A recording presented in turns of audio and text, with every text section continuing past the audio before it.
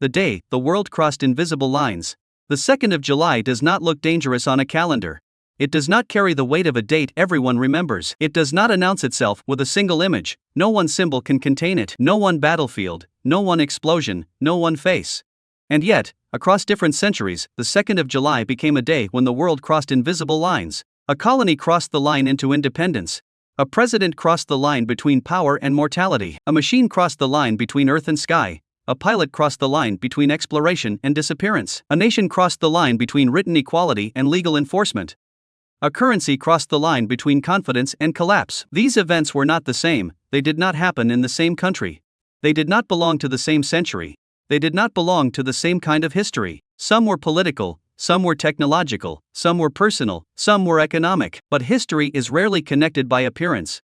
It is connected by consequence. And on the 2nd of July, again and again, consequence arrived quietly. Not always with warning, not always with understanding, but with force. The first line was crossed in 1776. By the beginning of July, the American colonies had moved beyond protest. The argument with Britain had become something deeper than taxation.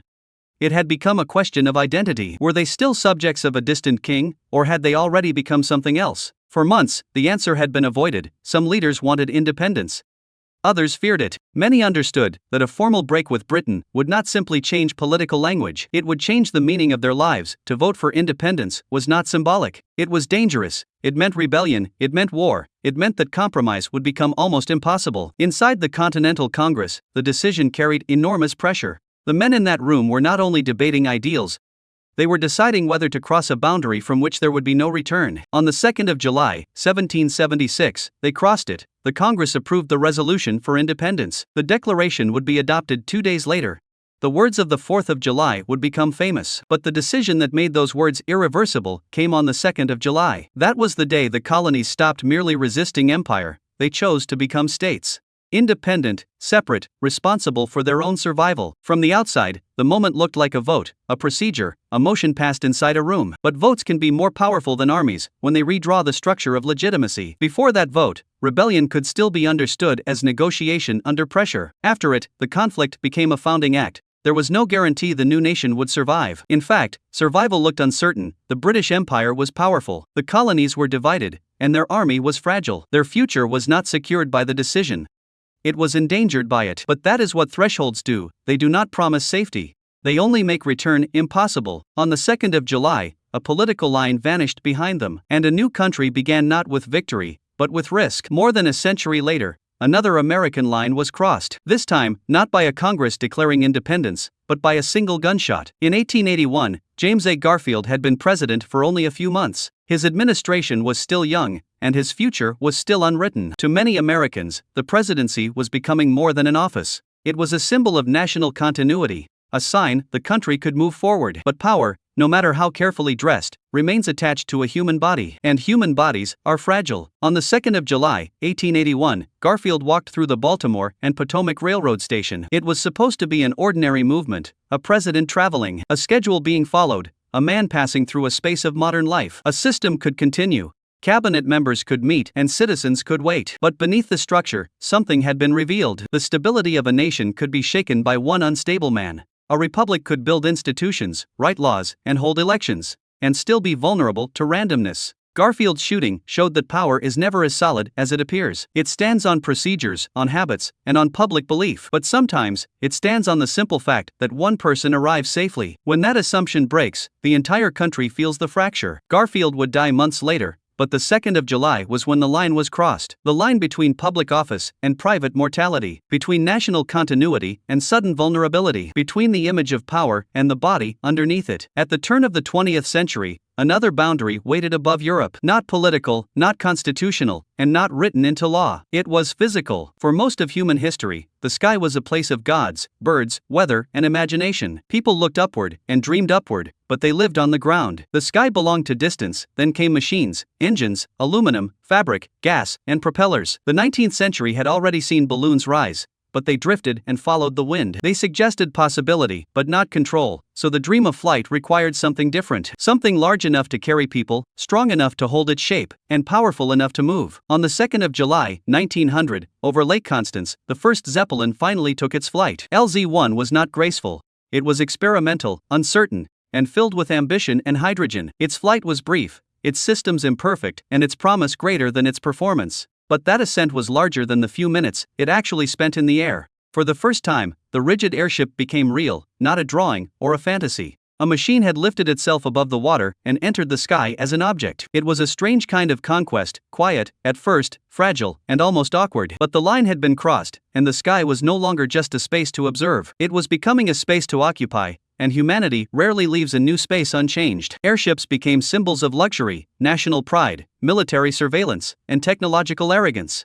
They would carry passengers, appear in war, inspire wonder, and eventually meet with disaster. But on that day in 1900, all of that was still ahead, so it was simpler. A machine rose, people watched, and the old distance became slightly smaller. That is how some revolutions begin, not with perfection, but with cold, hard proof. Proof that the impossible has become unstable, and that nature has not been defeated. Proof that a boundary once accepted as permanent can become entirely temporary.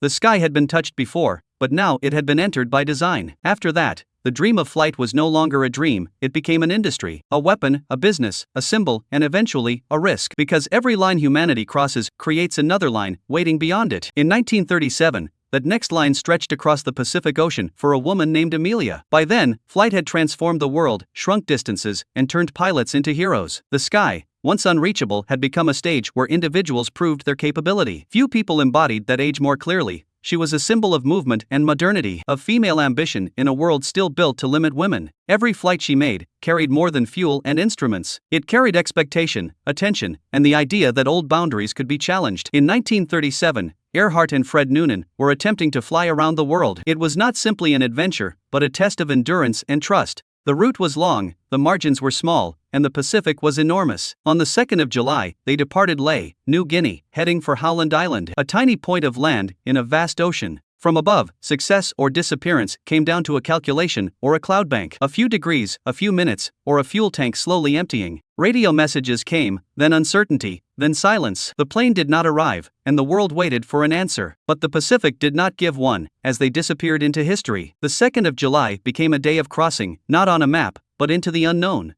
Exploration is remembered as courage.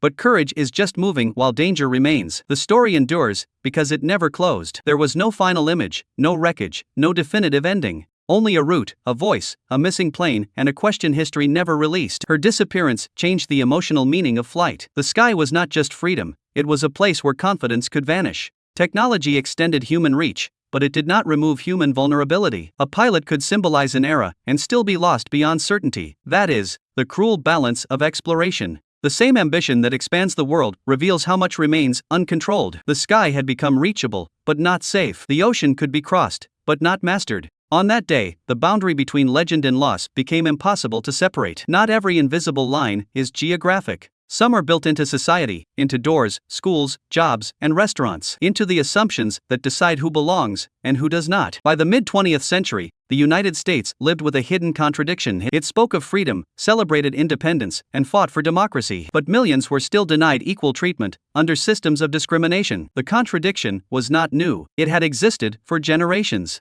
But by the 60s, it was being forced into the open. The pressure could no longer be contained. People marched, and students sat at counters where they did not belong. Children entered schools under guard. Churches became targets. Buses became battlegrounds. Streets became moral tests.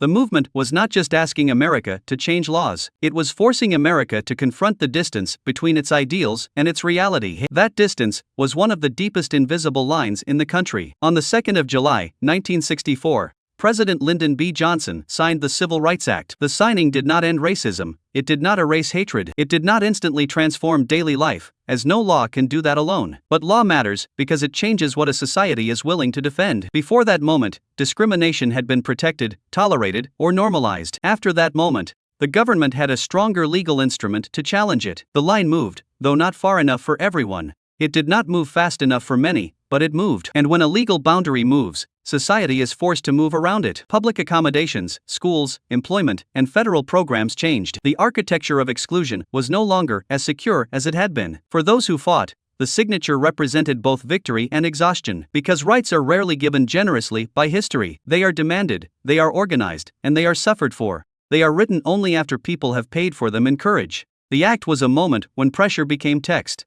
Marches became clauses, and moral demand became federal law. That is why the 2nd of July matters, because freedom changed shape. In 1776, freedom meant a political break from an empire. In 1964, it meant something more intimate and more difficult: the right to enter, to work, to be served, the right not to have dignity treated as conditional. A nation born from independence was forced to ask if independence was enough. It was not, for a country can free itself from power and still fail to free people within itself. That was the deeper lesson, as freedom crossed another boundary, from national sovereignty toward civil equality, from declaration toward enforcement, from myth toward law. But modern history does not only turn through governments and aircraft. Sometimes it turns through numbers like exchange rates, debt, and credit, things that seem abstract until they begin to fail. By the late 20th century, Asia had become a global engine. Factories expanded, cities rose, and investment flowed. Economies that had been developing were now treated as miracles. The language of the period was full of confidence, growth, modernization, opportunity, new markets, new wealth, new global power. But financial systems often look strongest just before they reveal their weakness. Behind the growth were pressures like borrowing, speculation, and currency pegs, real estate bubbles, and foreign capital moving into places where it could move out. Confidence can make an economy expand,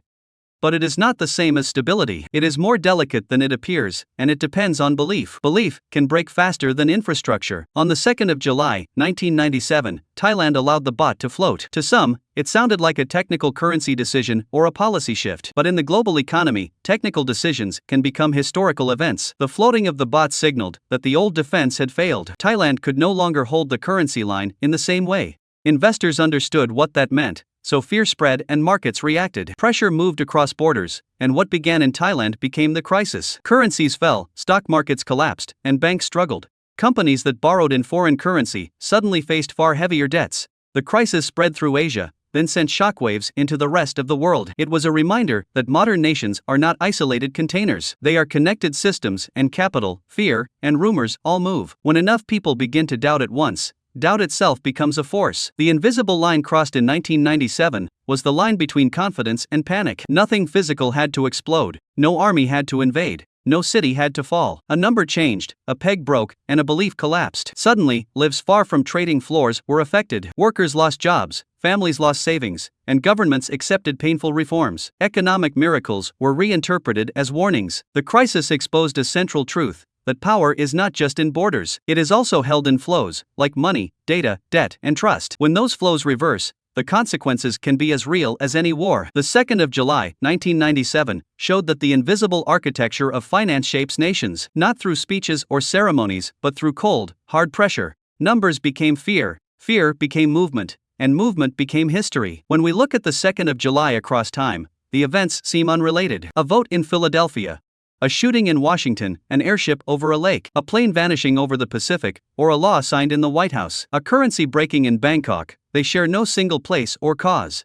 But they all share a pattern. Each one reveals a boundary that people did not understand until it was crossed. In 1776, the boundary was political. How far can people move from protest before they become a nation? In 1881, the boundary was institutional. How stable is power when the person holding it can be wounded? In 1900, the boundary was technological. What happens when humans turn the sky from dream into infrastructure? In 1937, the boundary was exploratory. How far can courage go before it disappears into uncertainty? In 1964, the boundary was moral and legal. How long can a country praise freedom while denying equal dignity? In 1997, the boundary was financial. How quickly can confidence become collapse? Different questions, different centuries, same underlying truth. Civilization is built on lines. Some are visible, like borders, buildings, runways, stations, documents, and flags. Others are hidden, like trust, legitimacy, belief, fear, and expectation. The visible lines are easier to draw. The invisible ones are harder to see, but often more powerful. A country exists because people believe a vote has meaning. A presidency works because people believe continuity will survive individuals. A machine flies because engineers believe calculation can manage risk. A pilot continues because she believes the next signal will be enough. A law matters because citizens believe words can restrain injustice. A currency holds because markets believe everyone else still believes. History changes when those invisible lines shift. Sometimes they shift upward, toward freedom, equality, and invention. Sometimes they break downward, toward violence, disappearance, and panic. Once they move, the old world is never fully recoverable. That is why the 2nd of July feels different when viewed from a distance. It is not just a date of events, it is a date of thresholds, a reminder that history does not always begin where we place the monument. America celebrates the 4th of July. But the decisive break came on the 2nd of July. Technology celebrates the triumph of flight. But every ascent carries failure. Civil rights laws are remembered through signatures, but built from years of suffering. Financial crises are measured in charts, but felt in homes and lost certainty. The world rarely changes all at once. It changes when something crosses a line, quietly. A room votes, a gun fires, a machine rises, a signal fades, a law is signed, a currency falls. At first, each moment belongs to its own story. Only later do we see the pattern. Only later do we understand that history is not a straight road. It is a series of thresholds. Most of the time, we stand near them without knowing. We wake up inside systems we assume will continue. Countries will remain countries, and leaders will remain safe. Machines will work, pilots will return, laws will hold, and markets will trust. And then one day, something happens, not always loudly or dramatically, but enough. A line is crossed. And after that, the world must reorganize itself around the crossing. That is what the 2nd of July teaches us. The future does not always arrive as a revolution. Sometimes it arrives as paperwork, or a sound in a train station. Sometimes as an engine above a lake, or as silence over the ocean. Sometimes as a signature, or a number changing on a screen. And in the moment, people may not fully understand what has happened. They may call it policy, accident, progress, or crisis. But history has another name for it: transformation. Because every age is shaped not only by what it achieves, but by what it dares to cross.